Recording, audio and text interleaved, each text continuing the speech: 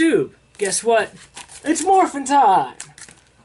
Issue number 1 came out, and I have a variant cover. And a regular copy, because this is just going to stay in this forever. I'm really happy. I got 2. Normally I don't get variant covers, but this means so much to me that this is like a thing that I want variant covers. Like, it means so much to me.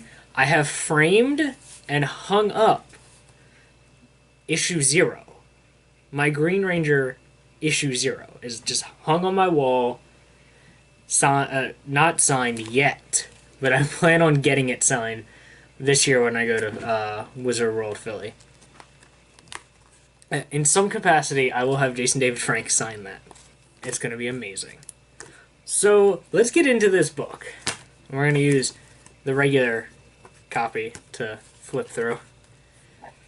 Because if the regular copy gets messed up, I have a backup variant. It's such a cool cover. Do you see this? It's so cool. I love the layout of it. And it's just like, it's Morphin Time based on the hit TV series. It's so great. But anyways, so it opens up with Bulk and Skull recording something, and they're recording for their, like, I would assume YouTube channel, which is amazing, all about the Power Rangers. And they have a Power Ranger podcast. Like, they talk about, like, what the Power Rangers did this week. Like, what happened this week with the Power Rangers? What monster did they fight and stuff like that. And, like, their podcast, they discuss who are the Power Rangers. And it's just them kind of going through it. And then, like, they have interviews. They're, like, interviewing people around Angel Grove. Which it says Angel Grove is in California, which I didn't actually know that. I'm sure that's, like, common knowledge or, like, kind of a common sense thing. I had no idea that Angel Grove is in California. I guess I should have. I guess that makes the most sense. But it just didn't. And it's really funny because they end up interviewing Billy and Trini. Like, they interview Power Rangers unbeknownst to them. And then they also end up... And then they're talking to Tommy. And Tommy doesn't really know what the heck they're doing. And they're, oh man, what is their show called? It's called, Ranger Station. There we go. That's what their channel is called. Their channel is Ranger Station. And they have 400,000 subscribers. And that hurts me, because I have you guys, like you, 30, maybe? Not even half of you. But Bulk and Skull, freaking Bulk and Skull have like 400,000. I know they're fake, but it fictionally hurts me. So then, they're like kind of harassing Tommy, trying to get him to answer the question. Kimberly comes along and is like, just leave him alone, guys. Just go. So then, Kim and Tommy are talking, and they make plans to go training afterwards back at the base. And then it cuts to Zach and Jason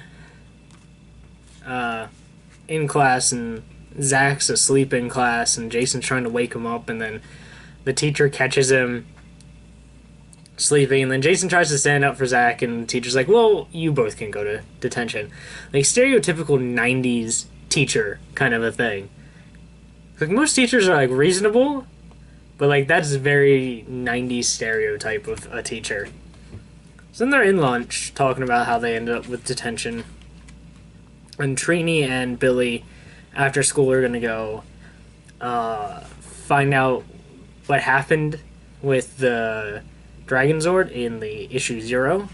Because it does reference this, so issue 0 actually isn't necessarily an issue 0. It's more like a 0.5, because, like, the story plays in. And then Jason's in not Jason. Tommy comes into the lunchroom, and he's still got Rita, like, kind of like an astral projection thing next to him, just kind of like egging him on, like trying to get him to do bad things. So he walks in, and he sees the guys, or the team, and he walks over to them. And they're like, hey, you have lunch now? And he goes, nah, but I ended up with a free period because I was talking to an advisor. And he was like, I thought I'd come and sit with you guys. And then the bell rings. And I'm like, well, we have to go. And he ends up just kind of sitting alone. And then Bulk and Skull end up interviewing Jason and Zach. And they're like, and Bulk and Skull are trying to figure out how everyone feels about the Green Ranger helping the Power Rangers now instead of fighting them. And Jason and Zach are like, well, if the Power Rangers are trusting the Green Ranger, that's good enough for me. And then we cut to Rita, who's like, she sent Scorpina after this crystal that fell after they defeated the bulldozer guy. Bullzer? Beautiful 90s names. It's the best thing about this comic. It feels like an episode of Power Rangers. It just feels like I'm breaking down an episode of Power Rangers. Like, that's crazy. It's the best thing about this. So good. And it looks really good, too. I really like the way everyone looks. So, she's got this crystal and she's trying to charge it up. We don't exactly know her plan, which is really good and really different from the show, because in the show you would know exactly what her plan was. But now, in this, you don't know what her plan is, so that's really cool. So then, Jason and Zach are in detention, and Jason's like trying to figure out why Zach was sleeping in class, and he's just like dodging the question, and Jason's just like, well, if you want to tell me the truth, I'm here to listen. And then Zach's like, well, so did you really mean about what you said about Tommy? Are we really just kind of going on a leap of faith, trusting him? And he goes, if Zordon trusts him, that's good enough for me. And Zach's like, okay. And then it cuts to this giant battle that's going on, and it's Tommy and Kimberly fighting off like a bunch of putties and a giant monster. And Tommy's like leading a group of people in the city, and he's got two ways that he can go to lead these people, and he's just like, all right, we're gonna go this way, guys.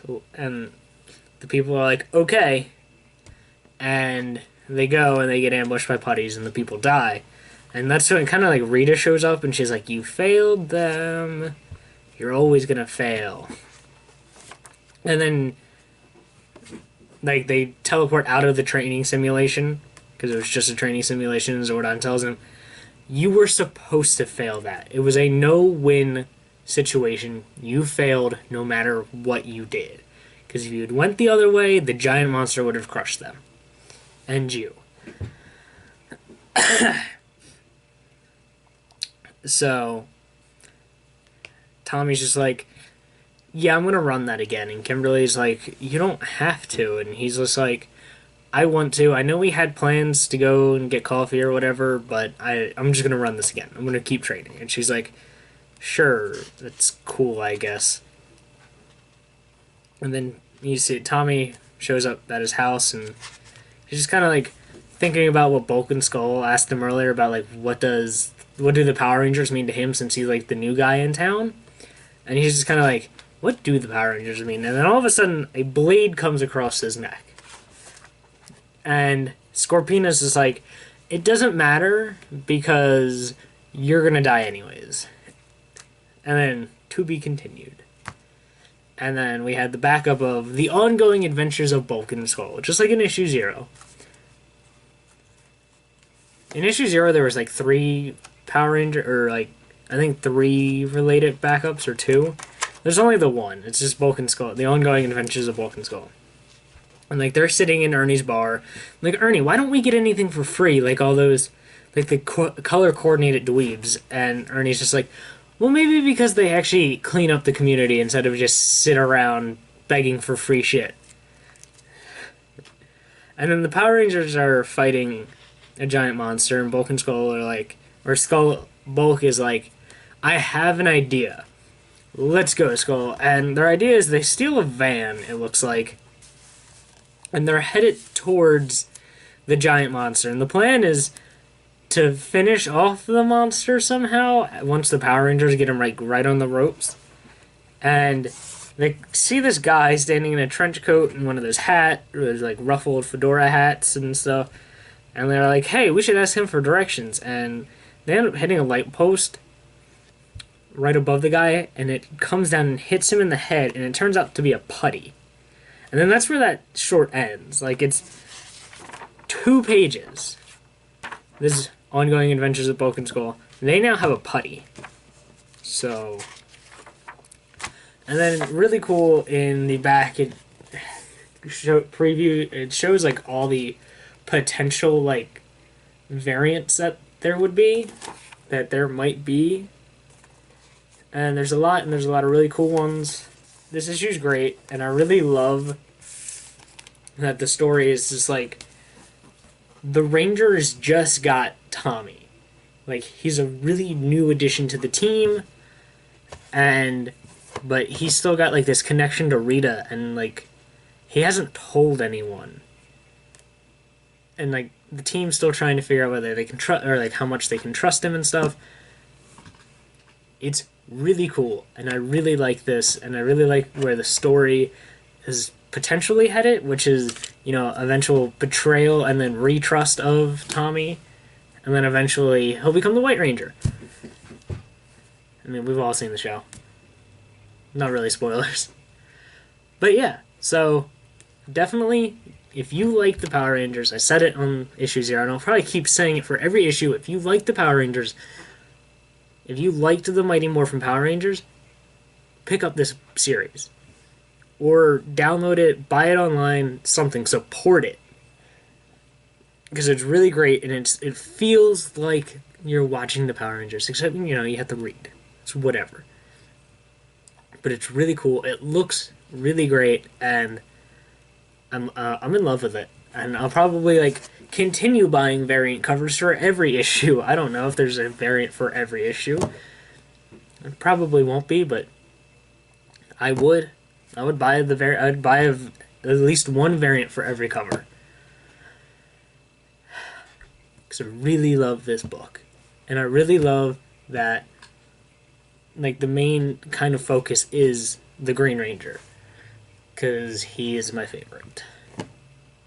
Like, you guys can't see it, and maybe I'll show you eventually if anybody cares, but, like, I have a Green Ranger / Tommy Oliver, like, little shrine over here. Like, everyone can see the Deathstroke wall and, like, the Marvel stuff here. Doctor Who's all over here. And, like, I have more DC stuff over here. Like, everyone can see that stuff, but you can't see my Power Ranger shrine. Or my Star Wars, or my anime one. Those are the shrines that you can't see.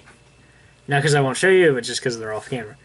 But yeah, so pick it up, some capacity, buy it. It's awesome. Really fun. Feels like the Power Rangers, and that is what is important. So I will catch you guys later. Peace out.